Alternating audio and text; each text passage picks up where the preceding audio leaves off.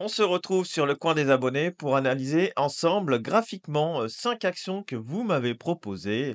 Alors, il y a du bon, il y a du moins bon, c'est jamais évident. On va regarder ensemble ce qu'on peut faire sur ces actions. C'est parti.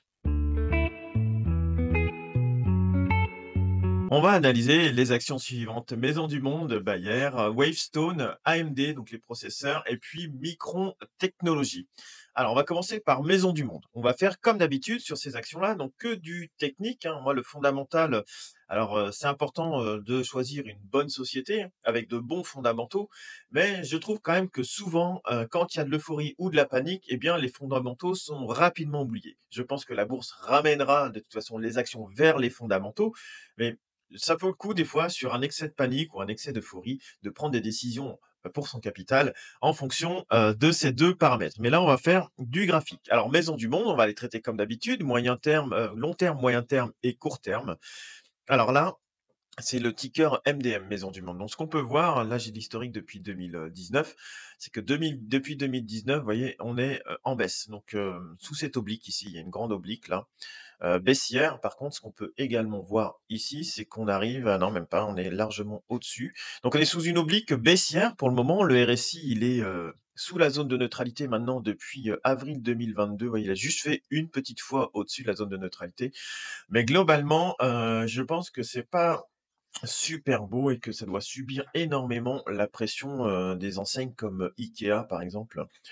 Donc là, on peut voir que sur du long terme, eh bien, c'est vendeur tant que ça n'a pas cassé, vous voyez, cette oblique ici, il faudrait que ça remonte là, que ça casse les 7 pour éventuellement, commencer à dessiner une tendance. Alors après, ça peut rester très longtemps par là, sur les 2, 3, et puis, casser plus loin ou même ne jamais casser. Mais globalement, sur du long terme, une entrée ici pour du long terme semble un peu, prématurée. Mais MACD, vous voyez, on est largement aussi en dessous du zéro depuis longtemps, hein, depuis 2022. Donc sur du long terme, pas terrible. Ensuite, sur du moyen terme, on revoit bien cette oblique. On est largement en dessous de la moyenne mobile 200. Elle a commencé à se dessiner, vous voyez, après le covid là. Donc là, ici, on doit avoir le covid, mars 2020. Heu, ouais, même le covid, vous voyez, ça n'a pas fait grand-chose parce qu'elle était déjà bien massacrée. C'est une action qui a perdu combien si je reprends sur du long terme? Alors, hop là, je vais essayer de me baser par là. C'est quand même une action depuis ses plus hauts qui a perdu, ouais, 91 quand même. Donc ça commence à être énorme. C'est une grosse perte en capital pour celui qui est placé depuis 2019. J'espère qu'il est sorti avant. Il y a une seule zone, vous voyez, où c'était au-dessus de la moyenne mobile 200 et encore toujours dans cette, coincée sous cette oblique ici, qu'elle n'a jamais franchie. Donc là, on est largement en dessous de la moyenne mobile 200 qui est ici en jaune, hein. Je vais l'agrandir un peu, qui est ici en jaune. Le RSI, on est encore sous la zone de neutralité en format semaine et puis la MACD tente de remonter un petit peu, vous voyez? Ça remonte des tréfonds, des abysses, mais c'est toujours pas top, top encore, hein. C'est non, il y a pas de signal encore, même sur du moyen terme. Maintenant, sur du court terme, bon, ça a tenté de franchir la moyenne mobile 200 ici sur, octobre, vous voyez?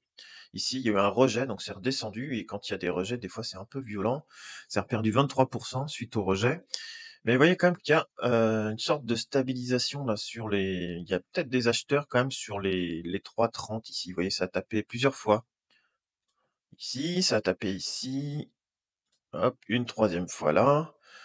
Après, est-ce que ça va tenir ou pas? À voir, hein, mais sur du court terme, vous voyez, faudrait ce qui serait bien, c'est que, au moins ça franchisse, la moyenne mobile 200 et que ça la tienne, si vous voulez. Donc là, ça peut, faire encore quelques zigzags, hein, éventuellement ou même redescendre. Mettons, ça fait ça et puis après, vous voyez, vous refranchissez la moyenne mobile à 200 périodes. Généralement, ça franchit assez fort, un peu comme là et puis après, il y a des chances que ça revienne tester et puis soit ça tient et puis ça repart, éventuellement pour une tendance haussière court terme, hein, soit, bah, ça fait comme les 2 dernières fois. Ici, il y a eu rejet, ça a franchi fort et puis finalement, il y a eu rejet. Et puis ici, ça a franchi fort et il y a eu, rejet. Alors, ce qui est important de voir, je pense, c'est pendant les rejets entre les plus hauts et les plus bas, vous voyez, c'est du moins 27,5 quand même sur le de perte de capital pour celui qui ne vend pas. Alors éventuellement, celui qui veut se placer sur franchissement, de la moyenne mobile 200, peut-être qu'un jour ça va marcher et puis elle partira vers le haut. C'est, éventuellement se placer au-dessus de la moyenne mobile 200 et puis sortir si ça tient pas. Sur du trading plutôt court terme. Sur moyen long terme, on a vu qu'il y avait pas grand chose à faire. Voilà pour cette action, Maison du Monde, donc Bayer maintenant. Alors sur du long terme, C'est pas très joli non plus. On voit un peu, comme du Maison du Monde là, ici depuis, 2015, donc c'est baissier depuis 2015 maintenant, vous voyez? Depuis c'est plus haut là, ça n'a jamais, réagi. Donc là, c'est du -86 quand même depuis 2015, donc c'est pas très engageant. Alors, sur du long terme, hein, tout du moins. Après, on va regarder si on peut, faire autre chose sur du court terme ou moyen terme. On est largement en dessous de la moyenne mobile 200. Ici, ça avait cassé, sur juin 2019, ça avait tenté de reprendre la moyenne mobile 200, puis ça avait recassé. Là, ça a tapé en dessous et puis après, bah, coincé sous l'oblique pour le moment. Donc, sur du long terme, pour le moment, ce n'est pas acheteur. Sur du, moyen terme, vous voyez ici, en plus, il y avait il y a un gros support qui avait été cassé par là, dans cette zone-là, là, des 40 €, d'environ des 38-40 € et depuis que ça a cassé, ça fait quand même encore une belle descente à -50 encore et c'est ça, une valeur qui perd 50 peut reperdre sans problème 50. Après, est-ce que ça va venir se poser par là? Ici, sur les plus bas de 2002, mais vous voyez, on est rendu très, très loin déjà sur l'historique de bourse. Pour le moment, donc c'est pas acheteur, hein, ni en moyen terme, ni en long terme avec un RSI, vous voyez, qui a juste tapé la zone de neutralité ici, puis qui a été rejeté. Tout de suite, pareil pour la MACD, donc long terme, c'est pas acheteur, moyen terme, c'est pas acheteur et en court terme, eh bien, il y a rien qui se dessine non plus. Vous voyez, c'est stable, mais plutôt on est vraiment sur les plus bas encore, avec un RSI qui était en survente ici, mais là, globalement, c'est un petit rebond, mais c'est pas engageant non plus. Donc court terme, moyen terme, long terme, Bayer, c'est pas engageant. Maintenant, Wavestone. Alors Wavestone, pareil, on va prendre sur du long terme. Long terme, ce qu'on peut voir, c'est qu'elle est quand même haussière, hein, Wavestone. Ici, une tendance qui est partie sur 2014 à peu près. Long terme, on serait plus 400% en ce moment et plus 710% sur ses plus hauts. Il y a pas mal de volatilité, hein, comme on peut voir en 2018, là, sur la crise, c'est -65%. Et là, depuis les plus hauts, on est à -42 pour le moment. Alors, ce qu'on peut voir quand même, c'est qu'il y a du monde aux alentours des 40-42 € là, ici sur du long terme. Pour le moment, on a un RSI qui a franchi la zone de neutralité, un peu comme là ici en 2018, mais globalement, sur du long terme, elle reste haussière, hein. Il y a un signal ici de vente pour le moment, un seul, hein. Ici, la MACD, on est toujours au-dessus, du zéro et puis, ici, on est largement au-dessus de la moyenne mobile à 200 périodes et vous voyez qu'on est quand même toujours pas mal orienté au niveau, des moyennes mobiles 20 et 50 périodes, hein. On évolue toujours au-dessus, la 20 évolue toujours au-dessus de la moyenne mobile à 50 périodes. Donc long terme, c'est plutôt pas mal. Maintenant sur du moyen terme, on peut voir les supports ici. Il y a une grosse phase, où on fait rien. Depuis un bon bout de temps ici, là, on était coincé, hop, à peu près par là, dans ces zones-là, là. Vous voyez entre, 40 et 54. 40-54, vous voyez, ça tape, ça revient sur le support. Ensuite là, ça essaye de franchir, c'est rejeté, ça repart et puis là, bah, on est revenu, finalement dans ce range-là qu'on a depuis maintenant, bah, bientôt 4 ans quand même, hein. Il y avait une belle montée ici, on peut voir ici quand ça a franchi la moyenne mobile 200, il y a eu un beau 85 et là on arrive, maintenant on évolue sous la moyenne mobile, 200 périodes, donc c'est pas très engageant. Moi j'aime pas trop rentrer sous les comme ça, sous les moyennes mobiles, juste en dessous.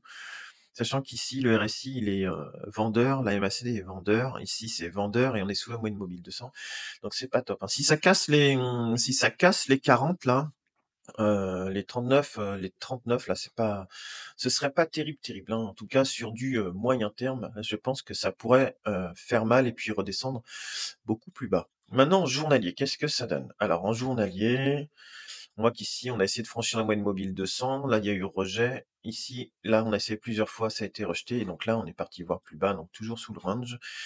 Et donc, ça bloque plutôt par là, sous la moyenne mobile 200. Donc, au pire, il y aura un rebond là, sur les 53 et encore à voir. Mais là, c'est vendeur, c'est vendeur. Après, est-ce que ça va reprendre sur un rebond ou pas Ce BRSI a l'air de vouloir se reprendre un petit peu, mais globalement, c'est pas très engageant et quand même sous la moyenne mobile 200.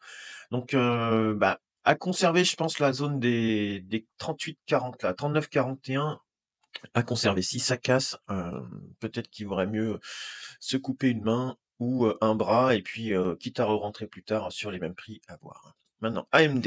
Alors AMD, je pense qu'on est un peu pareil. Donc elle est quand même propre sur du long terme. Regardez, elle est belle, hein, c'est une belle action sur du long terme ici, avec un début de tendance qui devait être par là, pareil, sur 2018, un peu comme Wavestone.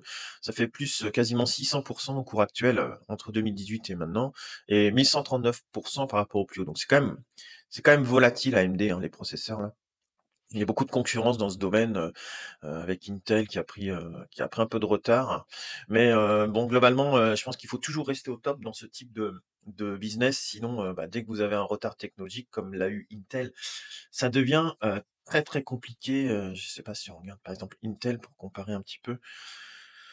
Alors, Intel est là, ça va être intéressant de voir. Vous voyez Intel, ça a pris une grosse gamelle, hein. Ils ont pris un retard sur AMD au niveau des processeurs. Il y a eu un double top et puis depuis, c'est quand même moins 74.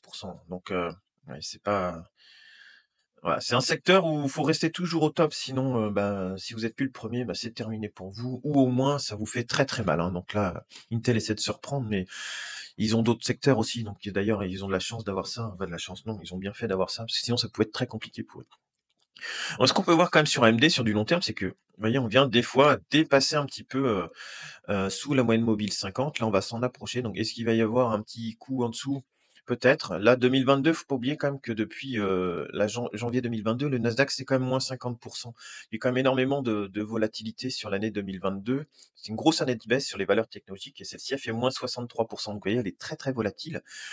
Mais là, on se rapproche quand même de la moyenne mobile 50, donc à voir si on arrive à conserver cette moyenne mobile 50 ou un petit excès en dessous, puis repartir.